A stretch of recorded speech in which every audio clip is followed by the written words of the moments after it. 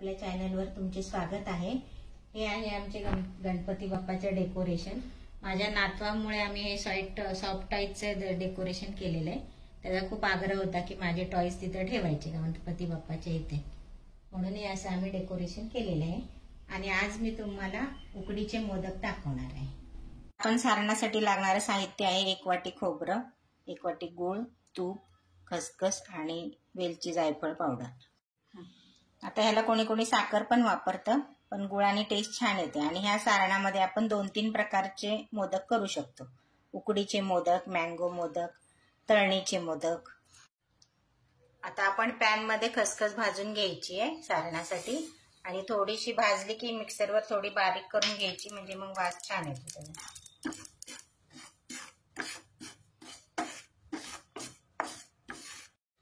आता ही खसखस आपली भाजून झाली आहे। आता मिक्सर मधून थोडेसे फिरवून घेऊ। खसखस वाटून झालेली आहे। आता आपण सारण बनवून घेऊया। त्याच्यासाठी मी थोडंसं तूप टाकते। तुपामुळे चव छान येते आणि सारण खाली जास्त कढईला चिकटत नाही। हे ओलं खोबरं नेहमी वेळेवर खवणून घ्यायचं, त्यामुळे असं चव चांगला पांढरा शुभ्र निघतो।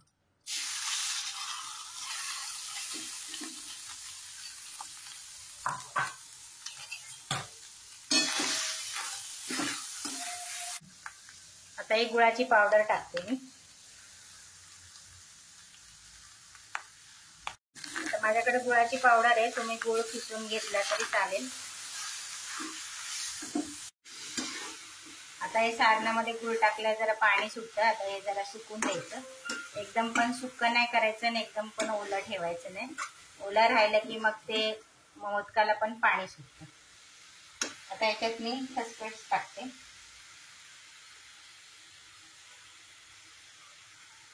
वेलची पावडर आणि जायफळ पावडर।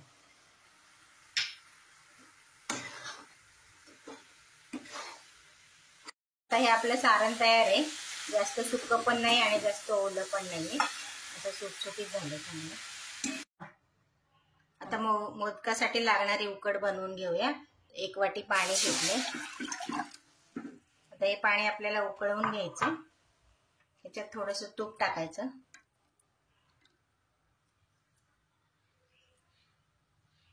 थोडं मीठ टाकायचं चवीप्रमाणे।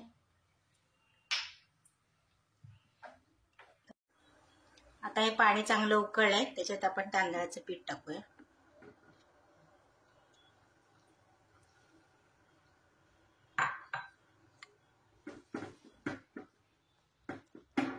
यासाठी थोडीशी पिठी साखर टाकायची।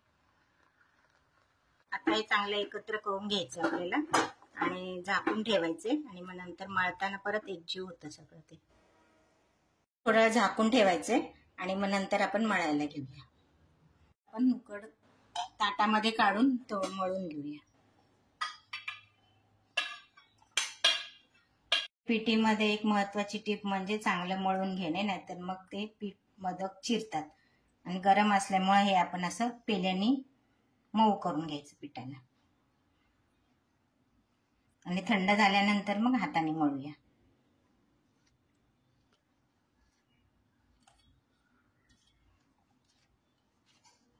हाताने चांगलं मळून घेऊया आपण पीठ। आणि हे उकडीचे मोदक आहेत ना, ते जास्त मुंबईला करतात आगरी लोक वगैरे। आता हे श्रावण अमावस्या येते ना, ती पिटोरी असते त्यांच्याकडे। आपल्याकडे पोळा असतो, त्यांच्याकडे पिटोरी असते।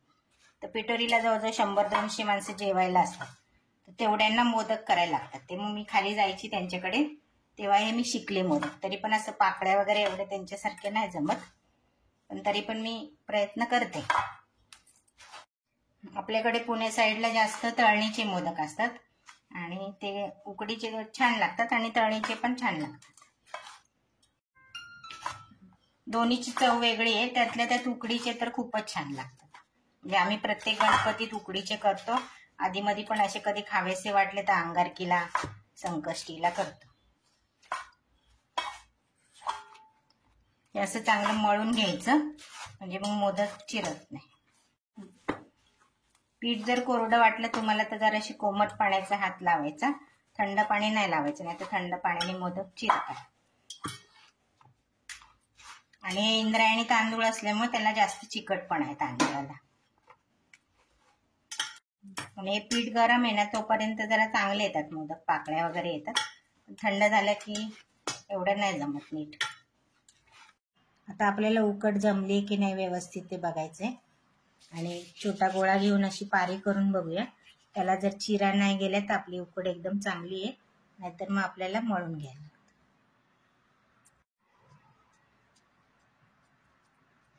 हे बघा, ह्याला आता काही चीर पडत नाही, म्हणजे ही आपली उकड चांगली जमली आणि पीठ पण चांगलं मळलं गेलेलं. आता आपण मोदक करायला घेऊया. हाताला थोडंसं तेल घ्यायचं, म्हणजे मग आपल्या हाताला चिकटत नाही पीठ. आणि अशी पारी करायची.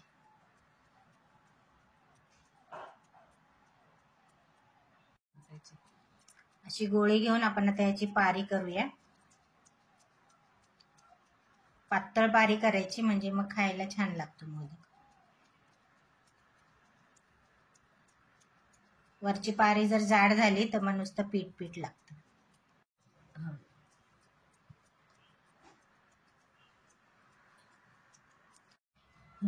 आता आपल्याला कधी कधी पाकळ्या जमत नाहीत ना, आपण कधी जास्त करत नाही म्हणून. तरी बाजारात असे साचे भेटतात, तर या साच्याने सुद्धा छान होतात मोदक. ते पण तुम्हाला मी करून दाखवते. आता याच्यात मी सारण भरते आणि मग नंतर त्याच्या पाकळ्या करते. कोण कोण सारण भरायच्या आधी पाकळ्या करतं, कोण कोण सारण भरल्यानंतर करतं.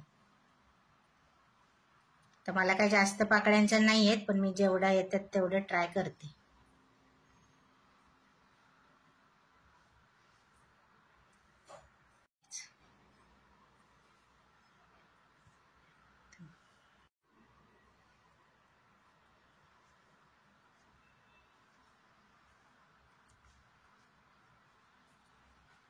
हे अशा प्रकारे झाले.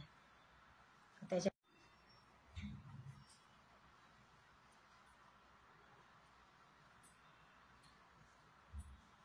आता कुठेही चीर पडलेली नाही, काय नाही, आणि छान मोदक झाले. साच्याला तेल लावून घेऊया.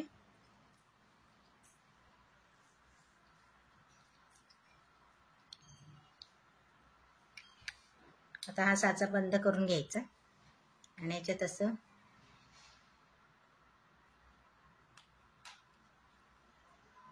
पीठ टाकूया. ह्याला असं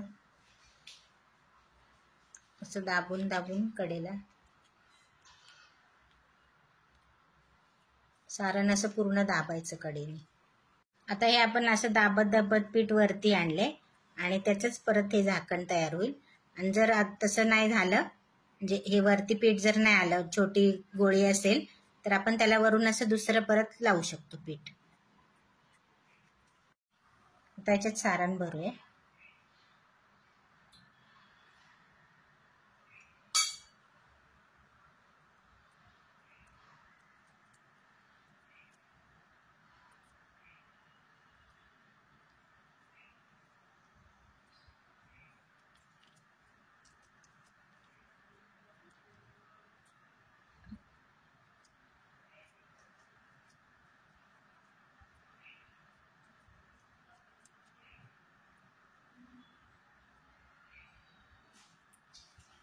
अशा प्रकारे मोदक बंद करून घ्यायचा.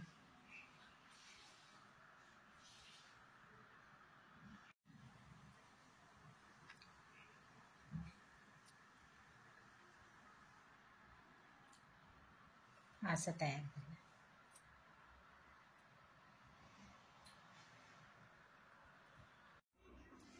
ह्या आहेत आमच्या लता मावशी. ह्या सुद्धा मोदक एकदम छान बनवतात. आमच्यासोबत त्यांनी सुद्धा छान मोदक बनवले.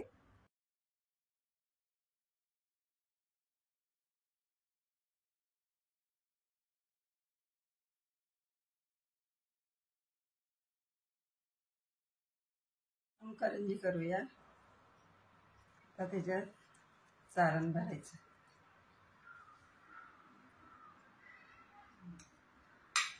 असं सारण भरलं का मग असं करायचं.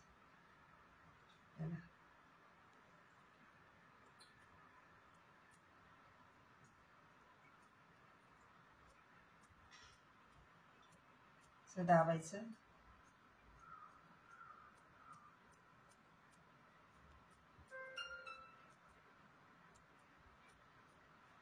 असं दाबल्यावरती असं असं मोडपायचं, जरा उघड करायची.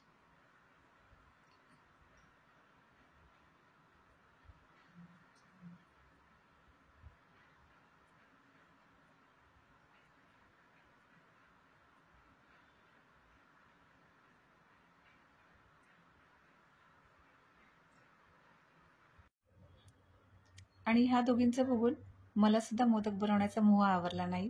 दरवेळेस मी ट्राय करते, पण एवढ्या व्यवस्थित जमत नाही.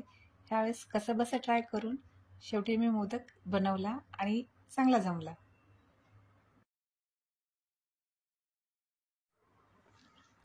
आता आपले मोदक सगळे छान बनवून झालेले आहेत.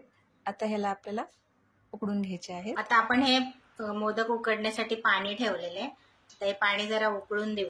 आता मी ही चाळणी घेतलेली आहे आणि याच्यात जर ठेवायला तुम्हाला हळदीचं पान जर असेल ना, त्याच्यात खूप छान मोदक होतात. आणि आता खाली चिटकू नये म्हणून मी त्याला असं थोडंसं तेल लावते.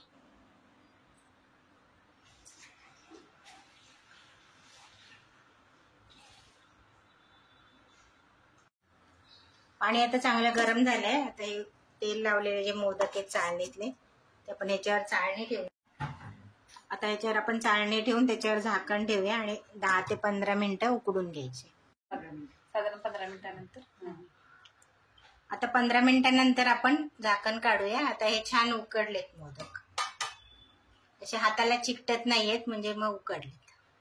मोदक तयार आहेत उकडीचे. आणि अजून स्वाद पाहिजे असेल तुम्हाला तर त्याच्यावर तुम्ही थोडंसं तुपाची धार टाकू शकता.